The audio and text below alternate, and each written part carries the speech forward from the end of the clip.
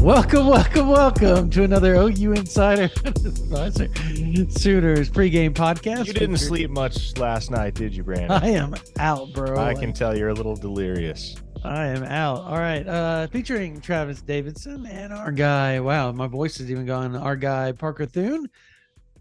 And it's powered by Olipop. Parker, take it away. That's right, folks. Olipop is the soda that's good for you.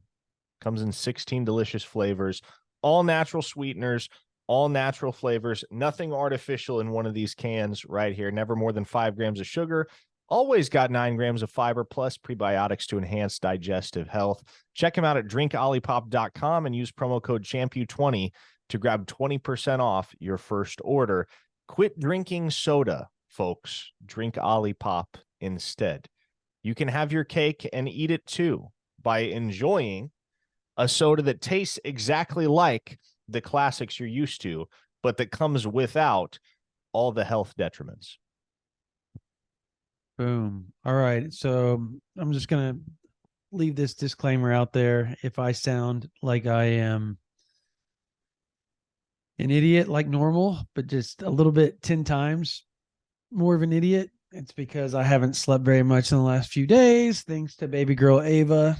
I love her, but my God, that girl, she likes to, we don't even know. Like she's cluster feeding right now. So it's just out of this world crazy. So, she doesn't like to go to bed until like 1 a.m.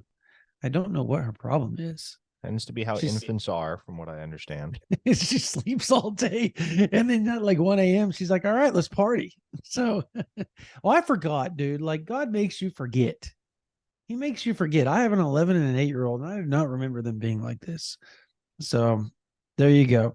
Oklahoma's taking on Kansas this week. I just listened to the podcast I was on, the Jayhawk Slant podcast with Rivals. I was on there with John Kirby. I was just wanting to hear what else they had to say outside of the segment I was on. And they're getting pretty confident down there or up there in Lawrence, Kansas, guys. They feel an upset as the potential, and I get it. I get it. They're off coming off a bye week. Lance Leipold, your head coach. Kansas has been notorious to upset people, not particularly Oklahoma, but they've been notorious to upset teams in the Big 12 over the last few years, and they're a good program now. You can't dispute it. Big Noon's going to be there. The weather's going to be a little shoddy, potentially. At least it's going to be cold. I don't know if it's going to rain. It doesn't look like it's going to rain until after the game, or at least maybe in the fourth quarter. But there's a recipe for disaster if you're Oklahoma. There is. It's laid out there. There's a chance for disaster. Oklahoma looked really pedestrian against UCF, but as our man John Kirby said in the Jayhawk Slant podcast, Kansas dominated UCF, but they did not play the UCF team that OU played. They did not play Plumlee. They did not play Barber, one of the top defensive linemen in the country, and particularly in the Big 12. They did not play several people because UCF was, again, coming off a bye week. Look, Oklahoma tends to be getting teams off bye weeks, it looks like, throughout the rest of the cycle of the schedule. It's almost like the Big 12 said, yeah, well, you know what? Your schedule looks kind of easy, but we're going to screw you on them getting 2 weeks to prepare for you. So I want to hear you guys' thoughts on it. I want to hear your thoughts, just generalized thoughts going into this game of what you're looking for. And then we'll kind of dive into the internals of the game after that. But Parker, Travis, one of y'all go first. General thoughts leading into this week. What does Oklahoma need to do to win, and what does Kansas need to do to beat Oklahoma? Well, Jason Bean has been able to make some stuff happen against Oklahoma each of the last 2 years. So Sooner fans know as well as anybody, that's not your run-of-the-mill backup quarterback. That's actually one of the most experienced backup quarterbacks in the entire country. So, yeah, you know what? It is a little bit of solace and reason for confidence that you don't get Jalen Daniels. I think going up against Jason Bean is still far preferable to the alternative in having to deal with Jalen Daniels, the preseason all Big 12 first teamer at the quarterback position. So double-edged sword there. On the one hand, you don't have to face the starter. On the other hand, the backup is the same guy that has torched you each of the last 2 seasons. Maybe torched is a little bit of a severe word, but Jason Bean has had 2 of the best games of his collegiate career against Oklahoma in 2021 and 2022. So that's going to be the first objective for Oklahoma, is keep Jason Bean from getting in a rhythm the way that he did back in Lawrence in 2021 and the way he did for a time in Norman in 2022. And I think you just have to, especially being on the road in what is, as you mentioned, Brandon, likely to be an inclement weather type of situation. What you also have to do is you can't fumble away momentum, and no pun intended there. But basically what I'm getting at is, with Kansas at home, the crowd at David Booth Memorial Stadium expected to be far more substantial than anything the Sooners have dealt with up there before, and rainy, muddy, cold weather that I believe plays more into Kansas' hands than Oklahoma, the Sooners aren't going to be able to start slow. What I would like to see this team do against the Jayhawks is, especially with how weak they are in the secondary, if the weather allows it and it isn't too wet, shoot, you come out guns blazing in the passing game, let Dylan Gabriel get into a zone, let him start to develop a rhythm. And then, you know what, if the weather kind of mitigates what you can do in the passing game, then I think you just got to use the 3 yards in a cloud of dust approach with Tawi Walker, because Kansas isn't much better against the run than they are against the pass. You can make stuff happen against that defense. You can move the ball against them. It shouldn't be all that difficult. And so with Walker, I know it's not sexy. I know it's not explosive by any stretch of the imagination, but the one thing that guy has been for Oklahoma in 2023 is steady. And if you are dealing with crappy weather, then all you can hope for is that your offense is continually moving the football forward, because those games can get sloppy. And so I think the way to play the least sloppy football you can manage is simply to say, okay, well, we got a guy that never goes down on first contact, that is always good for at least a couple yards straight downhill, and we're just going to keep hitting you in the mouth with the battering ram. So I think it could go one of 2 directions for Oklahoma, depending on just how ugly the weather is on Saturday. But either way, I think the Sooners have to get into an offensive rhythm early if they're going to feel confident about their chances to establish some distance between themselves and the Jayhawks, which is something that they have neither done in 2021, their last trip up there, or last year in 2022. They won both of those games, won them both by double digits, but you never really saw the Sooners create some separation between themselves and KU. This episode is brought to you in part by HelloFresh. With HelloFresh, you get farm-fresh, pre-portioned ingredients and seasonal recipes delivered right to your doorstep. Skip trips to the grocery store and count on HelloFresh to make home cooking easy, fun, and affordable. That's why it's America's #1 meal kit. I use HelloFresh frequently because, especially during football season, I don't have hours to set aside to prepare a meal. But with HelloFresh, I get the ingredients, the portions, and the recipe all in the same package. With so many in-season ingredients, you'll taste all the freshness of fall in every bite of HelloFresh's chef-crafted recipes. Produce travels from the farm to your door for peak ripeness you can taste. HelloFresh does all the shopping and meal planning for you. Ingredients arrive at your doorstep pre-portioned and ready to cook, along with pictured step-by-step recipe cards. How easy is that? Go to HelloFresh.com/50OUinsider and use code 50OUinsider for 50% off plus free shipping. Again, HelloFresh.com/50OUinsider and use code 50OUinsider for 50% off plus free shipping. HelloFresh, America's #1 meal kit. Prize Picks is the largest independently owned daily fantasy sports platform in North America.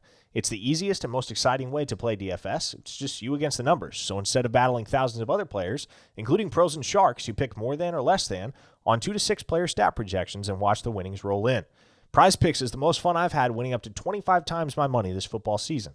You just select 2 or more players, pick more or less on their projected stats, and place your entry. So for instance, this coming Sunday, my entry suggests that former Sooner CeeDee Lamb is going to end up with more than his projected receiving yards total in a tasty matchup against the Los Angeles Rams. If you have the skills, you can turn $10 into $250 with just a few taps testing your skills on Prize Picks this football season. It's the most exciting way to play daily fantasy sports. Go to prizepicks.com/insider and use code INSIDER for a first deposit match up to $100. Again, prizepicks.com/insider and use code INSIDER for a first deposit match up to $100. Prize Picks, daily fantasy sports made easy. Yeah, I think, breaking down just offense and defense, I think offensively, obviously, like Parker said, the run game, everything kind of works around their run game, a lot of different things. They don't get too creative with the pass game, and everything is either play action or they like to slip Mason Fairchild out. And Mason Fairchild is a name. He's on my college fantasy team. I'm benching him this week just for, just to be fair, I feel. But Mason Fairchild, Sooner fans might remember that name last year. He had 6 catches for like 105 yards, 106 yards against us, and 2 touchdowns. And yeah, was his kind of best game of the season. Well, last week he had his best game of this season against Oklahoma State, 5 catches, 95 yards, and 2 touchdowns. So last year against us, he killed it. And last week against Oklahoma State, he killed it. So he's going to be playing with a ton of confidence. He's 6'4", 260, just a nightmare to bring down. So defensively for the Sooners, I think you've got to really focus on him, whether that's, Kanik picking him up, whether it's Deshaun McCullough running with him, whether it's Kendall Dolby trying to climb the tree and go make a play. I think Mason Fairchild is somebody that you've really got to circle if you're Oklahoma defensively. And then offensively, what I want to find out really is, did we find something on that last drive, that go-ahead touchdown drive against UCF? Did we find something that UCF was doing that we just liked that allowed us to run it down their throats? Or did we find something that we were doing that we think that we can replicate? Because if it's something that we felt like we were doing that we could replicate, whether that's Savion Byrd being in at right guard, which obviously Caleb Schaefer got the start at right guard, but then Savion Byrd finished the game at right guard. And whether it's that, whether it's Gavin Sawchuk, light bulb coming on, he's finally got the burst. I mean, that scoring drive, that go-ahead drive, we went incomplete pass, Gavin Sawchuk, 7-yard run. Gavin Sawchuk, 8-yard run. Incomplete pass. Gavin Sawchuk, 8-yard run. Gavin Sawchuk, 6-yard run, which was taken away due to penalty, and then major 13-yard run, incomplete pass, major 13-yard run, and then the touchdown pass. So, I mean, you talk about sticking to the run. That is pretty glaring of a difference than what we saw, throughout the year, especially earlier in this game. So hopefully that's something that Levy and DeMarco and Seth Luttrell and Bill Beatonbow and all these guys have figured out, as opposed to just something we saw against UCF that we could exploit. And I hope that it's, we can repeat that in this performance. If they do throw the ball, we really just have to worry about Kobe Bryant, and no, that Kobe Bryant, Cobee Bryant. He's their best defensive back, might be their best defensive player. He's a 6-foot junior corner that's got 2 interceptions and a forced fumble on the year that he then returned for a touchdown. So not sure who he's going to line up with. I think there's an interesting conversation there. Who does Kansas consider our wide receiver 1? Who do we consider our wide receiver 1? Is it the guy that's got 8 touchdowns on 16 catches? Is it the guy, Drake Stoops, that leads the team in receptions? Is it Jaleel Farouk, who came into the year kind of the wide receiver 1, kind of a do-it-all guy? It'll be interesting to see where they line up Kobe Bryant against the Sooner offense. Yeah, I the Mason Fairchild thing, I think, is spot on. I think you have to account for him. He's a big body. He's a guy that is just he's physical. He's physical when he catches the ball. He likes to break tackles. He likes to obviously everybody likes to break tackles, but his yak is yard after catch is very, very impressive, particularly like you said against Oklahoma State. And they have a guy similar to Deshaun McCullough in Kendall Daniels, a guy that can cover in space, long, rangy, physical. Whether you want to call him a box safety, linebacker, cheetah, whatever you want to call it, everybody has a certain name for it. Nickel, it doesn't matter. But you have that, and you look back, and I think Oklahoma, when Oklahoma fans first hear you say that, they're going to sit there and go, "Well, oh, yeah, it's Deshaun McCullough. They'll be able to cover him. He'll be able to be physical with him. He's going to be just similar size, similar frame, all that type of stuff." Obviously, McCullough's lighter, 230, but just as a size, frame, whatever, physicality, defensive side of the ball. That's who you would assume Oklahoma's going to put on Fairchild, and that's who you would assume is always going to be lined up wherever Fairchild's at. Well, and if you're an Oklahoma fan, you're going to be, you hear that and you're like, "Ah, well, McCullough, got it. No big deal. Be able to cover in space, be able to do all that." No. Kendall Daniels is one of the best cover safeties in the Big 12.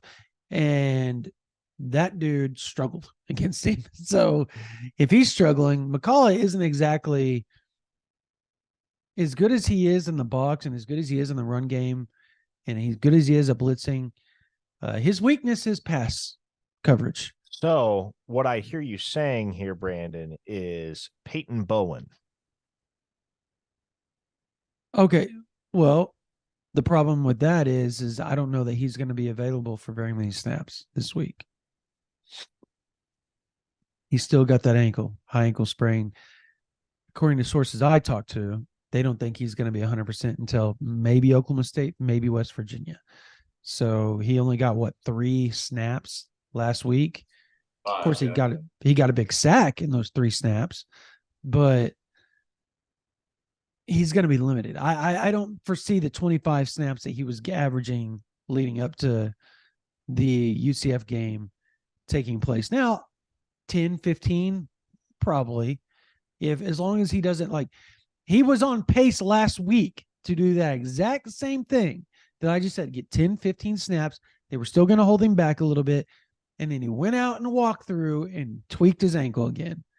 So you can imagine that they're going to have him probably on Friday in a boot, sitting right next to Coach Hall going, "Don't freaking move a single muscle.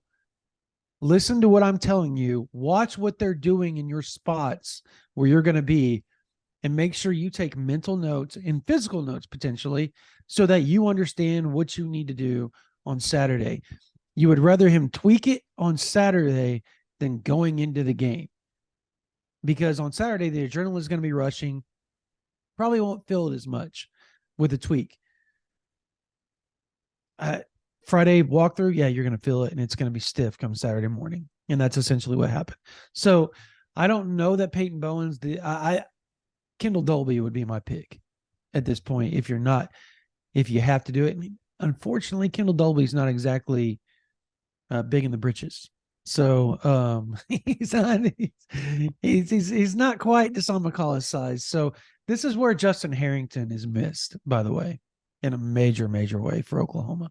But for me, going into this game, like you guys said, Oklahoma has to start out fast. You've got to hope. Is their field turf or grass? It's turf. Do we know? Okay, so it's going to be slick. This is where Oklahoma, like Parker alluded to earlier, this is why that turf field, if it was on grass, it probably wouldn't mean as much as far as a little rain, a little bit, because your cleats would be able to get into the ground, and at least, when you plant, you'll be able to at least cut a little bit. Oklahoma wants to hit the edge, especially if you have Salchuk out there. I think this is going to be a big Tawi Walker week. You're going to have to go straight ahead. Parker said this last night on the live. You have to hit with Tolby Walker. You got to get him going. You're probably going to start Sawchuk or Walker. Those are probably going to be your two starters because obviously Marcus Major's shoulder is jacked up. The dude caught a pass last week holding his shoulder. Did anybody notice that? He was holding his shoulder on his side, and Dylan Gabriel just kind of dinked it down to him across the middle. And when he ran, he was running like, dear God, please don't hit the shoulder. Please don't hit. Like, he just like fell forward. So he didn't get hit. And he tried to come out 2 plays before that. And DeMarco and everybody was like, stay out there. And he was sitting there just throbbing in pain. So I don't know that he'll be the starter. I can't imagine he'll be the starter, but we all know they love Marcus Major. So who knows? I mean, calling spade a spade, right? They do. They love Marcus Major more than anybody else. I promise you that. But you got to start out fast. You got to get Tolby Walker going. You got to somehow, some way get Sawchuk going. Sawchuk has got to be your change of pace back. He has to. He's got to be. And to me, in a game like that, Austin Stogner has to be big in a game like this. Like, if you're going to be, it's going to be a nasty ground and pound physical ball game. Why not hit your tight end? Why not get little dump passes across to him? If you need a first down, get him out on the edge a little bit and let him power through some guys. That's one thing Stogner's good at. He's not the fastest guy, but he throws dudes off of him, and it takes 2 or 3 to bring him down. Like, he does not go down. One dude is not bringing down number 81. So you got to get him going, and then you got to hit vertically. But I think you're not going to be able to get vertical right off the bat. I don't think Kansas is going to allow that. I think that's what they're going to try to stop.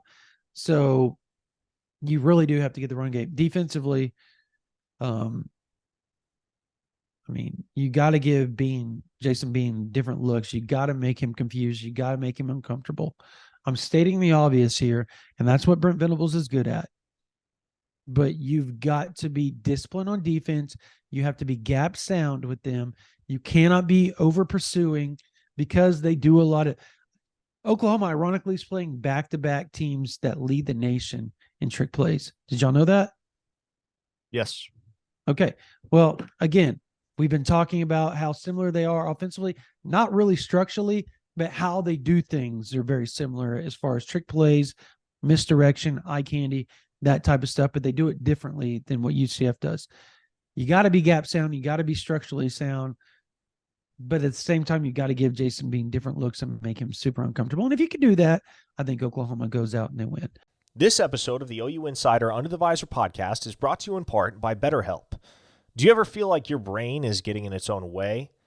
Do you struggle to sleep at night because your thoughts are racing a million miles an hour, or perhaps struggle to focus during work hours because your brain is constantly spinning? Therapy helps you figure out what's holding you back and empowers you to be the best version of yourself. So if you're thinking of starting therapy, give BetterHelp a try. It's entirely online and designed to be convenient and flexible so that you can tailor it to your schedule. All you have to do to get started is fill out a brief questionnaire. You'll get matched with a licensed therapist, and if you have a desire to switch therapists down the line, you can do so at any time for no additional charge. Make your brain your friend with BetterHelp. Visit BetterHelp.com/OU Insider today to get 10% off your first month. That's BetterHelp, HELP.com/OU Insider to get 10% off your first month of therapy. In a game like this, guys, in an atmosphere like this, by the way, it's sold out. 15 minutes ago, just announced sold out. Yep. So there you go. The booth is sold out. All 45,000. You know, we joke about it, but it's going to be. How many OU fans do you think will be there? Like, what percentage? It's a good question. 15, 20% OU, probably. That's right about the ballpark. I was about to peg it at 15, 20. So they'll be able to have a pretty loud. It might be contingent there. difficult to tell too, because Kansas also has crimson in their color scheme. So you might see folks wearing crimson, and your first thought is, "Oh, that's an OU fan." Turns out to be a Kansas fan wearing the alternate. What might work in OU's favor at that point. if there's rain, people might be wearing their black raincoats anyways or their ponchos, so you might not be able to tell from specifically Another the fair colors. point. But Yep. if you just throw it to Drake Stoops, you'll find out how many are there. Very, That very well. is I don't funny. know, man. I've seen opposing fan bases. TCU, what was it last year? When Drake Stoops caught it, the TCU fan base were chanting Stoops. So it was, I mean, like it was. They do, because it's kind of a thing in the Big 12 now. When he catches a pass, everybody just kind of goes Stoops because he's Bob Stoops' kid. So, yeah, I think that's interesting. It's not going to be like 2019 or 2021 where the vast majority were OU fans there.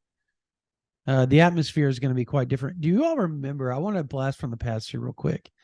2019, OU struggling in the first half, and they announce it across campus. They send out an announcement to all the students, all the fans within Lawrence. You show up, you come in for the second half for free, because I believe it was tied up at that point. No, Kansas went into the locker room at halftime up 10-0 in that game. No, 10. Okay, yeah. And obviously Oklahoma blitzed them in the second half, but yeah. Barstool account, and everybody was like, "The gates are open. Just come. Just get here." And Yeah. they came in from all over. Interesting. Just a blast for this, kind of a funny moment in this little head-to-head series that they have. So what do you all see taking place? Like, what do you all see happening? We know what we think should happen, what they should do, both teams should do, but what do you all see taking place? Crystal ball it. I said it last night on the live. I will say it again, or Wednesday night. I guess by the time this gets released, it might be more than a day since then. But I said it on the live. I will say it again here. I actually think there's runaway potential in this game for Oklahoma. I think if Oklahoma shows up and plays their game and minimizes mistakes, this could be a more lopsided outcome than most folks are counting on right now, because Kansas is not a strong defensive team. That's already been exposed this year. And offensively, again, Jason Bean has been able to have some success both on the ground and through the air against that Oklahoma defense each of the last two seasons. But this is not the same Oklahoma defense that he's faced each of the last two seasons. So the Sooners don't even necessarily need to completely power down Bean, but if they can force him into a couple of mistakes, they can provide constant pressure on him, force him to get the ball out quickly, make decisions on an accelerated timeline, then I think Kansas is going to struggle to sustain drives. And on Oklahoma's side, whether it's through the air or on the ground, I just think I think it's a get-right game for this Oklahoma offense in the aftermath of what happened against UCF. I trust that they will get right, and I think they're going to have it humming. I think if they can establish a rhythm early on, both on the ground and through the air, and they can use Tawi Walker to help alleviate some of the pressure on Dylan Gabriel to make it all happen with his arm, then, man, I think things could really start to snowball downhill for this OU offense. And as you get deeper and deeper into the game, it just gets easier and easier and easier to move the football. So Kansas naturally is going to have the advantage as far as spirit, if you will, as far as energy, especially if they can keep pace with Oklahoma through the first quarter or the first half. Like if they get off to a hot start, you get that sellout crowd behind you, then naturally you start to develop that sense of belief, and you start to outplay yourself, I would say. Start to play inspired football. So I worry about that. But as I look at the way that these two teams match up on paper, man, as long as Oklahoma doesn't make even half the mistakes that they made last week against UCF, and as long as they don't play with their food, this is a Kansas team that is not only very beatable, but I truly do think Oklahoma can run away from them. Yeah, I mean, if the defense comes out and plays exactly like they did to start the game last week and actually gets the offense to help them out a little bit, keep some of that rhythm going, then I agree. It could get out of hand. I do think Kansas is going to hit on a big play or two. They lead the country in explosive plays. I mean, as good as our defense is, we haven't been completely immune to, the occasional big play that, you can get cleaned up. But, you saw it against Iowa State. You saw it against UCF. I think I got to see it to believe it, where they're just going to go the whole game, no big plays given up. So, I don't know. I think if I'm counting on them, what I said earlier, I'm counting on them seeing something in that run game in the second half last week that they're able to replicate. And I think that might be that Savion Byrd is your right guard and Caden Green is your left guard. And that's all the, fixing they needed to do. So I think they run the ball well. One thing that I hope to see actually is, and I wish we would have seen it a little more at UCF, and I'm kind of surprised we didn't, given the, kind of the storylines of the game.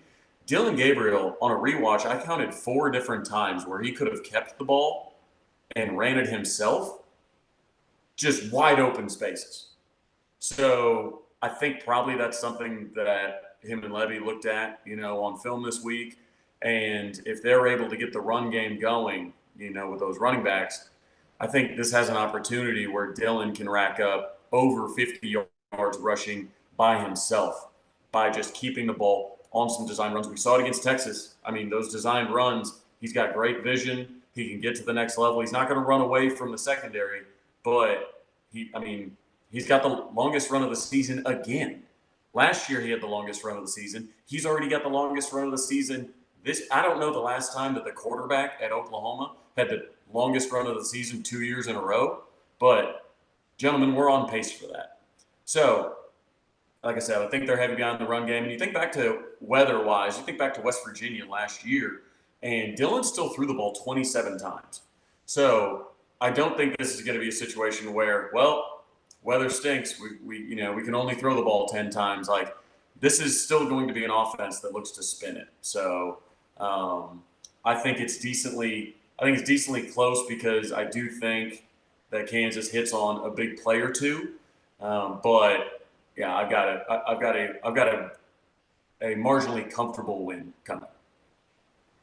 Okay, so last night I've done some more thinking and I did some more research last night. I did some more research as you guys were talking, just kind of trying to finish up what I was doing last night before the baby overtook that plan, and I had to go to plan B with her.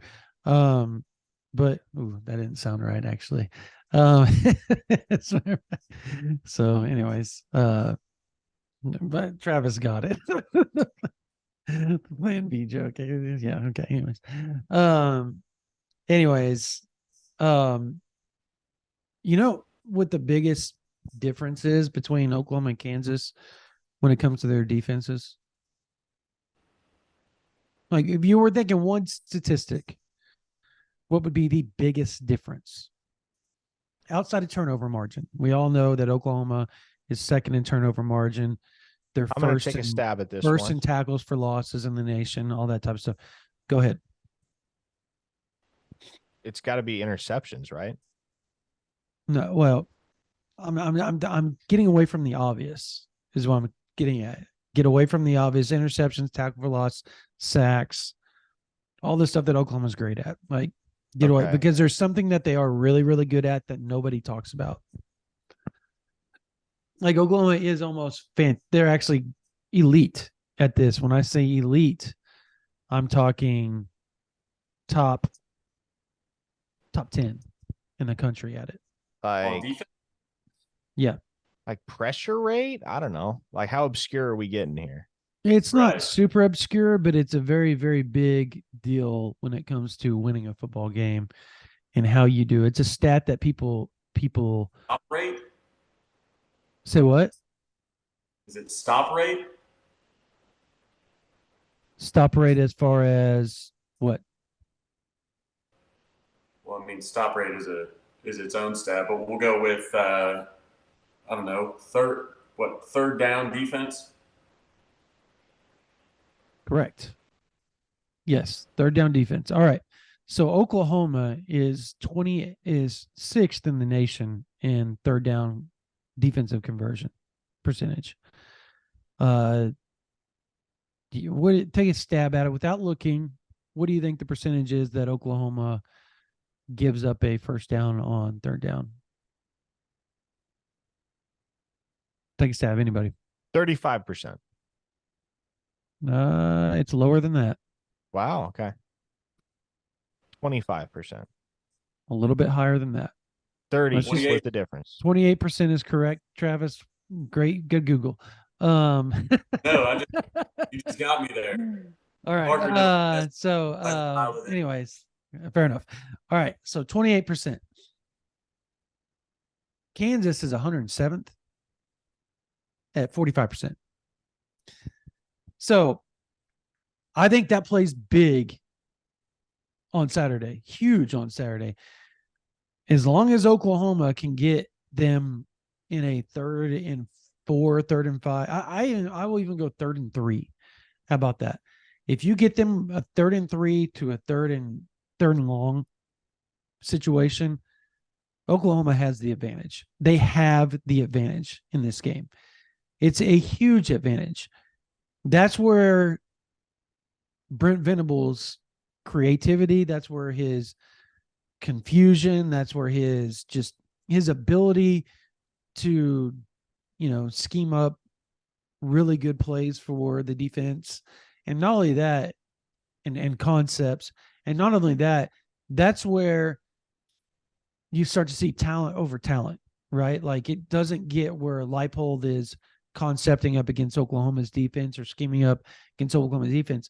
Third downs generally are, particularly like 3rd and 5 to 3rd and 3, is generally whose team and man on man, who's going to win that battle across the board throughout the team. And so this is where I think Oklahoma's strength is going to be at. I really do. I really think the fact that Oklahoma is so good and so proficient on third down defensively, that this is where Oklahoma really, really comes out on top, to be honest with you. Like, they are going to cause problems for Jason Bean. They're going to cause problems for the Kansas offense. You got to pick your poison. You can try trickeration. You can try running straight ahead. Well, guess what? You run straight ahead at Oklahoma, and there's this guy named Dejon Terry that Kansas fans know waiting on you in the A and B gaps. You try to get to the outside, and there's this guy, Ethan Downs or Trace Ford or Rondell Bothroyd waiting on you. You try to get to the second level to get to that 3rd yard, and you got Danny Stutzman and Jaron Kanek waiting on you. If you really want to get trickeration, play action, roll out, all that, Woody Washington, Gentry Williams, Billy Bowman, Key Lawrence, Peyton Bowen, whoever you want out there, just Amakala, Kendall Dolby, they're all waiting on you. Like, this is as far as defensively goes. I just named all those names. And I think that is where Oklahoma has the edge, and why I said 42-28 last night or Wednesday night on the live. And earlier in the week, I thought it would be a little bit closer than that. And I said, I think Oklahoma pulls away a little late. I think Kansas really gives them a problem. I think potentially it's 2.5 quarters. It's a 1 score, 10-point game, but I think eventually Oklahoma really puts their foot down on the third downs and really starts to separate themselves with possessions, and not just possessions, but time of possession, which is a weird thing to say with the Levy offense. But I just think they're going to run more plays than Kansas because Oklahoma is going to get the Kansas offense off the field more proficiently than Kansas's defense is going to get Oklahoma's offense off the field. And in a game that has a chance to be dreary and rainy, these long drives could and the run game in particular, Tolly Walker, Salchuk, Marcus Major, even Dylan Gabriel, that could be really big in the grand scheme of things of the separation, in my opinion. So I'm gonna go ahead and get my score prediction real quick, and it's gonna be 42-21 Oklahoma. I think they pull away. I just do. I think it's like 24-14 or something like that for the longest time, or 24 whatever, 21-14. And I think Oklahoma has a big third and fourth quarter and eventually separates themselves. What's y'all's prediction? Yeah, well, mine isn't too different from yours, Brandon. I have the Sooners 45-21. Again, I don't think it necessarily feels like a blowout, but this is a game where I believe that the outcome will never truly feel as though it's in doubt. I like the way that Oklahoma matches up with Kansas. I like what Travis mentioned earlier when you look at the way the defense played in the first quarter against UCF last week and how the offense didn't take advantage. That's probably not something that's going to be replicated. You give the offense opportunities to stake themselves to a double-digit lead. I have confidence that especially against this Kansas unit, they're going to be able to capitalize on them. And so I think it is a very comfortable win for the Sooners on Saturday in Lawrence. Not a blowout, not a lopsided win, but a very comfortable win in which the Sooners lead wire to wire. Yeah, I mean, I was on pins and needles waiting for your guys' predictions because you guys got really close to mine that I already put in the article. It's 42-24. Ooh, So I almost said that actually, and I went down to 21. And I'm 42-24. I like the 42 number because I think we're only scoring touchdowns here. I think we're going to be more aggressive on fourth down than we have been. We're 80%. We're top 10 in the country. I think we're number 7 nationally in fourth down conversions on the year, going 8 of 10. I realize a lot of those are short yardage situations, but I think you start to see, the offense, especially if it's a bad weather day, a windy day. I don't think they're going to take Zach Schmidt and say, hey, this is your get right day. Go out and kick a 42-yarder, in this. I think they're going to take, especially with this defense, I think they're going to take more chances on fourth down given the opportunity. So I think 42 is OU's number simply because I think they just score touchdowns and make their extra points. Because I think Zach Schmidt, for his field goal woes, I think he has made the third most extra points of anybody in the country who has yet to miss one yet. So it's been solid there. So I think we'll be fine. Like I said, the 24, I don't think they're going to throw the ball effectively unless it's to Mason Fairchild. And I think everybody on that coaching staff and their wives and dogs and brothers and cousins know, hey, watch Mason Fairchild. And then you can kind of just sell out on the run after that. So 42-24, I feel more confident about this one than score predictions of the past. There you go. Real quickly before we head out here, we're going to this is going to be a quick podcast this week because we're all kind of on a stringent schedule here, but is there any names you guys expect, Parker, particularly to be there that might be of significance to Oklahoma on the recruiting trail? Not offhand, no. I know there was I know the Boganowski family was kicking around the idea of showing up for this game because I'll be at that game Friday night, by the way. Gonna go get some bison burgers with his dad. Ooh, that's a good call. Yeah, he texted me. He's like, "You want some bison burgers?" I said, "Yep." I'm on my way. Mike Boganowski can grill a bison burger, man. That's a good call. Yeah, he said he's got the Blackstone grill ready to rock. So, yeah, you would assume there's going to be with Oklahoma coming to town, with it being so close to Kansas City, you would assume there's going to be some names there, right? That Oklahoma and Kansas are both recruiting. Just offhand, um, trying to think of some names. I mean, would the Lee Summit North guys potentially be there At by KU, chance? no, probably not. No. What about trying to think of the 2025 defensive tackle from Juju Marks. Juju. Yep. I Would that don't be think potential? I don't think so. Like I said, Really? I think the amount of kids that would be attending this game for Kansas that Oklahoma has legitimate interest in, like you're probably looking at a very, very small pool there. That's just crazy to me because they've been good for the last 2 or 3 years. You would expect them to be able to recruit guys in their area. I don't know. That's wild. All right. Anyways, do you all see any surprises happening, like as far as, I don't know, maybe somebody not playing that maybe we don't expect? I mean, I know we wouldn't expect to talk about it here, but like, could you see like Jalen Daniels popping out there in the second quarter, like the third drive? Or do you really buy the whole back issue? Well, Brandon, it's funny because yeah, the question of do you think we see any surprises is kind of interesting because it wouldn't necessarily be a surprise, right? But Right. with Jalen Daniels, I mean, you deal with back issues, right? Yep. Is your back better in cold, rainy weather, or is it better when it's not cold and rainy?